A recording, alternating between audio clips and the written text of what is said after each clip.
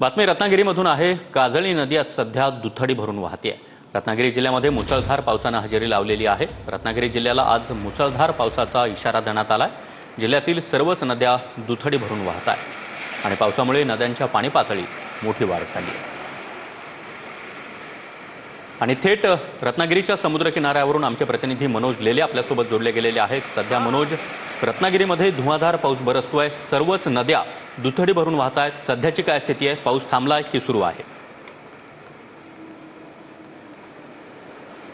सागर, रात्रीपासून या ठिकाणी पावसाची संततधार या ठिकाणी सुरू असलेली पाहायला मिळते आहे आणि आज कोकण किनारपट्टीवरती या ठिकाणी अमावास्येचं उधाण पाहायला मिळतं आहे।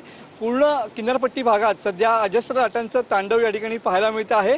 आज आणि उद्या असे 2 दिवस या ठिकाणी किनारपट्टी भागात या अजस्र लाटा पाहायला मिळणार आहेत। आपण सध्या मांडवी किनारपट्टी भागामध्ये आहोत। तुम्ही बघू शकता की या ठिकाणी सुद्धा समुद्राला मोठं उधाण या ठिकाणी आलेलं पाहायला मिळतं आहे। जवळपास 4.5 मीटर उंचीच्या लाटा सध्या किनारपट्टी भागात या ठिकाणी उसळताना पाहायला मिळत आहेत आणि या लाटांचा तडाखा पूर्ण किनारपट्टीतल्या नागरी वस्तीपर्यंत या ठिकाणी पाहायला मिळतो। तुम्ही बघू शकता की हा मांडवी आणि भाटे या परिसरातला जो हा भाग आहे, तुम्ही बघू शकता की कशा पद्धतीनं या ठिकाणी अजस्र लाटा या किनारपट्टी भागाकडे या ठिकाणी जाताना पाहायला मिळत आहेत।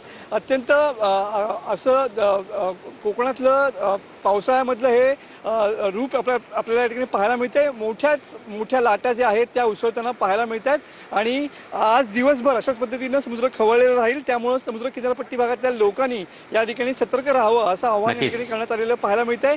नक्कीच मनोज, त्यामुळे रत्नागिरीकर नागरिकांनी देखील काळजी घेणं गरजेचं आहे। धन्यवाद या माहितीसाठी।